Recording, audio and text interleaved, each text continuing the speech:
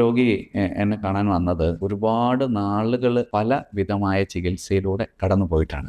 അപ്പോൾ അദ്ദേഹത്തിന് ഇത് അസുഖം എന്താണെന്ന് തന്നെ അറിയില്ല. മലദ്വാരത്തിനോട് ചേർന്ന് പഴുപ്പ് നിറഞ്ഞിരിക്കുന്ന ഒരുപാട് കുരുക്കൾ, അതേപോലെ തന്നെ കക്ഷത്തിനുള്ളിൽ ധാരാളം കുരുക്കളുമായിട്ടാണ് പേഷ്യന്റിനെ കാണാൻ വന്നത്. അപ്പോൾ അത് പരിശോധിച്ച് നോക്കി, ഇത് ഹൈഡ്രാഡിനിറ്റി സൂപ്പറേറ്റീവ എന്ന് പറയുന്ന ഒരു സൈനസ്, എപ്പോഴും പഴുപ്പ് നിറഞ്ഞിരിക്കുന്ന ഒരു നാളി പോലത്തെ ഒരു അസുഖമാണെന്ന് രോഗനിർണയം നടത്തുകയും ഏകദേശം ഇതിനു മുമ്പ് തന്നെ 5ഓളം കേസുകൾ അത് ചെയ്ത് തീർത്തിട്ടുള്ളത് കൊണ്ട് ഇതിൻ്റെ ഒരു ഡ്യൂറേഷൻ ഇത്ര സമയമെടുത്ത് ഏകദേശം ഒരു 6 മാസം സമയം വേണ്ടി വരും. അത് വെയിറ്റ് ചെയ്യാൻ റെഡിയാണോ എന്ന് ചോദിച്ചപ്പോൾ രോഗി എന്നോട് പറഞ്ഞു, കഴിഞ്ഞ 10 കൊല്ലമായിട്ട് ഞാൻ ബുദ്ധിമുട്ടുകയാണ്, എത്ര നാൾ ഡോക്ടർ പറയുന്ന കാലം എല്ലാ കാര്യങ്ങളും ചെയ്യാൻ ഞാൻ റെഡിയാണ് എന്ന് പറയുകയും, അത് കൃത്യമായ ഹൈഡ്രാഡിനിറ്റി സൂപ്പറേറ്റീവയ്ക്ക് ക്ഷാരസൂത്ര ചികിത്സ കൊണ്ട് 5 മാസം സമയം കൊണ്ടാണ് തീർന്നത്.